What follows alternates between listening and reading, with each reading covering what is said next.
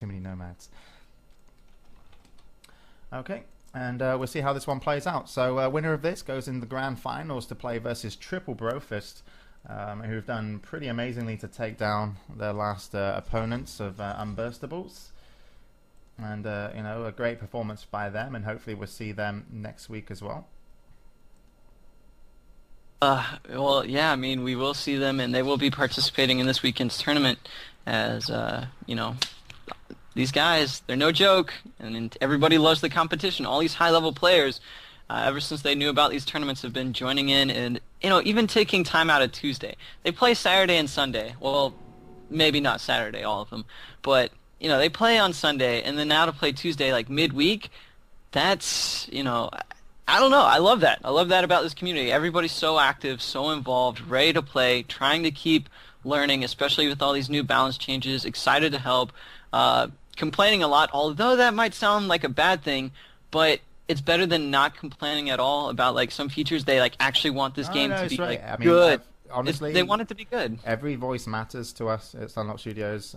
So the complaints, you know, we say stop whining and start complaining, because a complaint is structured, whine is just whine. But of course, you know, when we get that feedback, you know, it matters to us. So we definitely we'll change and balance stuff on it. So anyway, so we are going to move into second semi-finals. Ugabugabuga in the warm team versus DEFCON in the cold team, both winning the quarterfinals in the lower end of the bracket, or lower half of it. Of course, you know, it is single elimination. Lose, you're out. Win, and you're in the grand finals, and that's exactly where Triple Brofist find themselves. And we are going to see Fawn in this one, played by Zent. Bloodchamp going to be on the Ranid Assassin. So double melee here with Mr. 2 on the pomp, so we can see if they can put that pressure on. Currently, though, no pressure whatsoever as Christmas Tree Fawn. It's not Christmas, it's been shut down. And I bet they told him Father Christmas wasn't real just before they killed him. So he's very unhappy. And yes, and that's going to be a nice clean round so far for Team DEFCON. And Musashi there picking up MVP, 355 damage, and no one even hitting the 200 damages from the warm team. And you can look at that, Lana only tanking 47 damage, got hit by a frog leap.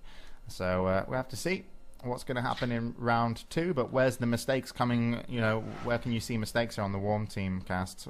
Well, Zant just needs to be patient against this double range team. They have such zoning power. If he spaces in, they can space out, like, and he has no mobility to chase, and then he's vulnerable to take a lot of damage. Now that Wisteria doesn't have the rocket jump, now's the time to space in, now's the time to punish, and here we go. But that X strike is waiting from Musashi, so they've got to control him in the meantime. But now that they're in, they might be able to do some work. Bloodchamp is low, but that's because Mr. 2 does like to play very aggressive, and oh, he's just going to get other side at the last second. Wisteria way in the background, nice dodge from Bloodchamp. And Mr. 2, I don't know, not being able to play that Psycho Pump. He needs to get back in and start healing, though. I mean, he's got his ultimate up, and Mr. 2 finally comes in and lands the heal. Bloodchamp actually got to be trying to heal him, and he's going to be sniped by Wisteria. No, that one was straight through the eyeball. Sorry, we have to go back. That's why we need slow-mo. We want to see that eyeball explode. But yeah, just second round, and Wisteria camouflaged. And I think he even said, didn't see that coming.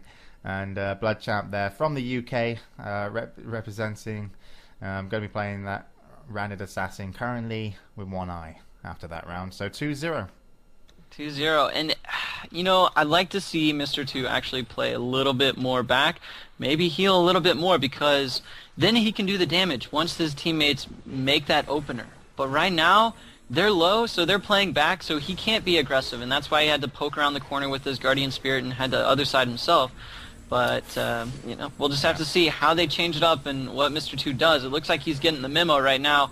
But, yeah, there you go. Spiritual Link, just as people come in. But no, he was knocked up in the air, so that Spiritual Link is not going to hit. Might have been max range as well. Lana in a ton of trouble, but other side always able to get out. I mean, actually, Lana's not in that much trouble, and Wisteria so far just having a really easy game here. He's only just got screened and controlled once. Nice swap there as Bloodchamp doesn't get the opener. There comes a good execute. Zent is finding himself low. Mr. 2 is ultimated, but also in a bad position, and he's got to heal up both his teammates. Really nice EX coming in from Musashi. Also with the Wind Bomb, and I just think Mr. 2 swapped himself into a blind, and he will go down.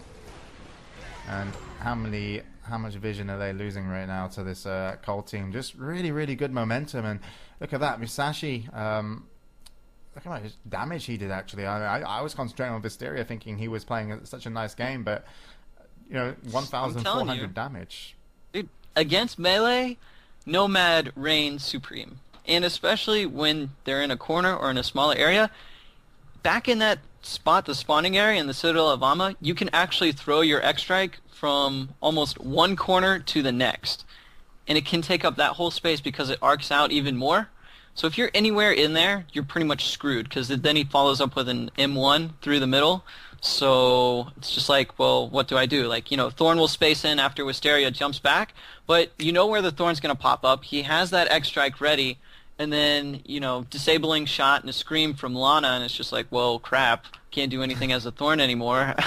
Yeah. And, you know, that's what happens against a double zoning team. And, what is this? I mean, like, this is Ugabuga going back to the old composition that took down the team of Rabbit's Hop Hop, which was Nunia Voodoo and MTY. And, you know, they played this really nice, but we've actually got a swap here for the Cold team as well.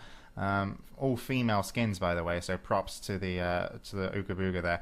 But we're going to be putting in Musashi on the Ravener, so he's going to swap out from the Nomad, going to go on the Ravener. We'll see what difference that's going to make, but it will be interesting to see Zent, especially on this Astronomer, really kind of, you know, made his presence known last time he played that Bloodline. So let's see if he can do it this time round as well. And already we've got Execute coming out into a silence into a blind.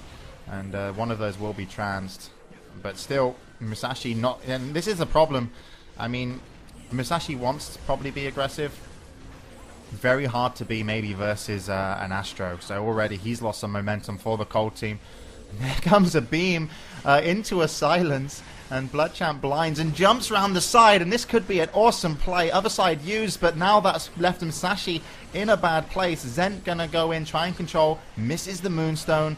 And Ultimate from Musashi comes in and tries to exchange his life for Zent's, but isn't going to be able to do so. And that was a really aggressive, risky play. Such nice play there from Bloodchamp, but it's certainly not over yet, as Loin still has somewhat of his life left, but that's going to be taken away. And Wisteria will go down. And that is aggressive, that is risky, but that is what they had to do to get the kill. And that was a really nice play there around the hut by the Warm team of Ugabugabuga.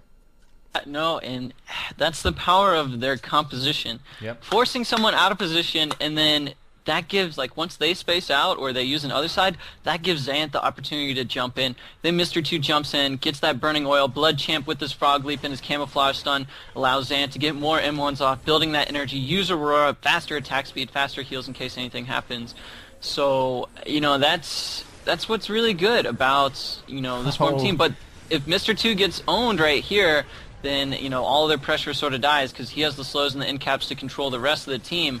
But we're going to have to see how that plays out. As Zant sitting off in the background, Wisteria about to line up and execute onto Mr. 2. Nice job right there. And Mr. 2 going to have to play defensive. Zant jumped in at the wrong time, and rockets galore.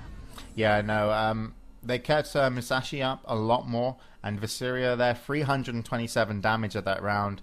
Really had, you know, a great chance to kind of finish it off, and you can see they're going to check combat log and see what stun locked me. And Musashi says Maces from the Ravener, played by Musashi. So, you know, that's also the downside of the Astro, if they're ready for that, and they definitely were that time round.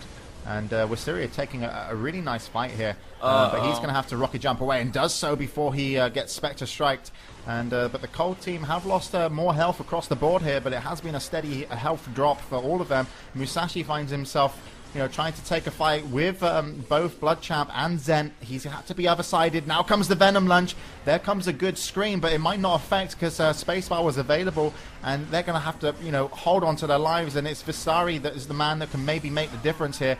I'm not sure if he's going to be able to lock down a kill. Ultimate used. They've already lost one man, and well nullified there, and great swap as well, but this will probably be the end of him. And does manage to hit, though, a Soul Link, but not going to make a difference at the end of the round. So, good play. We saw the Cold team lose a lot of health across the board there, Cast, but, I mean, what did you see in that round? I was concerned in the beginning about Mr. 2 when he spaced in. That would have been a very good job. Musashi and Lana, they tried to, finish him off. Musashi actually got concussion shot. If that didn't go off, Mr. 2 would have died, and, the cold team would have taken it over Ugabugabuga, which is on the warm team. But right now, good job by Wisteria in the beginning, always getting that early pressure, forcing Zant to play a little bit back, and that's really giving him an edge. But Musashi, again, playing somewhat aggressive as a Ravener, and he's already down to half. You cannot go onto Zant and Astronomer as a melee class. Look at this. Yeah, he just gets M1 to death all day right there, and Blood Champ there for the following. That leaves Wisteria in a bad spot. Mr. 2. Tractor beam into... Oh, what a kill by Mr. 2. I mean, he's put out a few epic tractor beams so far in the game, but that one has to be one of the best. Pulls in Musashi, who was trying to kite away, and just as he gets pulled into the center, I think it was actually a shrink wave that got the kill. But look at this. They exchange, and we're down to a 2-2 as now we have a double healer on the field, so... We got at least a healer for each team, and it's all about the ranged. And here comes Mr. 2. We're going to have to see if he can play this one nice. It actually hits a blind DMP. Zen have to back away as well. Niter, oh wow. Lana pulls Wisteria almost out of the Moonstone. He actually got pulled out after the Moonstone hit. But look how low the warm team is here from Ugabuga on their health. Mr. 2 does have his ultimate available. He's going to fly over Wisteria, but he's going to try an ultimate, get shut down. Oh, and I'm not sure if that was an EX execute there, but it did the job. And Zent, it's not, that could have been their round. It looked like they were going to take it 3-1. But, Lana has to be the player of that round, picking up the kill. And he's going to get MVP. 317 damage for the healer. Wisteria picking up all 3 kills, so... Really nice play by the gunner. Wisteria, actually, MVP. Because that execute onto Blood Champ, and actually I'm going to give a little bit of a fault to Blood Champ. He went out in the open where Wisteria was covering this top corner, like in the mid-ground, so he was able to get that back execute off. He should have just stayed around near Lana, maybe tried to do something with that health he had, and because Lana can't really burst too heavy, but we're just, that's in the past round, and we're gonna, get back to this one. Is almost a point-blank execute. That would have been very deadly. Zant gonna have to get shrinked and get out of there immediately, as Blood Champ is already at half. Zant gonna get capitalized on tractor beam just to get Musashi off of the pressure, and good spell locks by Lana. This warm team is falling apart as rockets are coming out. Their days might be numbered, but they are in large, and also, no, not gonna happen.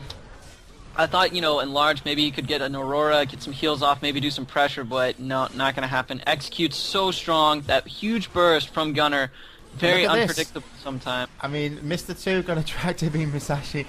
He's going to get taken down. Blood Champ did manage to pick up the kill. It's going to be silenced. There comes the invis. Wisteria doesn't find him. Oh! Combo from Camouflage into EX Dart gets the kill. And now Blood Champ has to go 1v1 versus Lana, the healer. Going to be a super huge fight. Of course, it's going to try and hit as many poison darts. We're probably going to see this one go into sudden death. We got 35 seconds on the clock, and if the stream is lagging, I do apologize. I did test all the settings and they were running fine earlier, so but rest assured we will get the VODs up and you can watch it all again and without the lag, and I really apologize for that. But let's just get back to the action at hand. Blood Champ versus Lana. Miss that camo opening, and it's only really a matter of time, in my opinion, before this one's over. He has so much more real health, and what are you going to do against a Psychopomp? Especially one that has Guardian Spirit up, and also when the fog comes in, if he hits an EX base, Blood Champ's going to get knocked out and be screwed. Yeah, but look at this. I mean, Blood Champ's getting a big amount of heals off, and Lana, yeah, sure, he's got a lot of health at the moment, but you can pretty much lose that quite fast. To a good rounded assassin, and that's exactly what Blood Champ has proved himself to be so far. As we do have sudden death, we will have the awesome graphic fog effect coming in just to make it more epic, and Blood Champ is healing himself up, and this is what this is going to come down to the wire. So maybe an EX sphere will help him out, but we'll have to see. And rounded assassin's going to get more dangerous the closer he gets, so let's find out what he's going to do. Already going to open up with a stun into blind to try and knock off some of that healed health.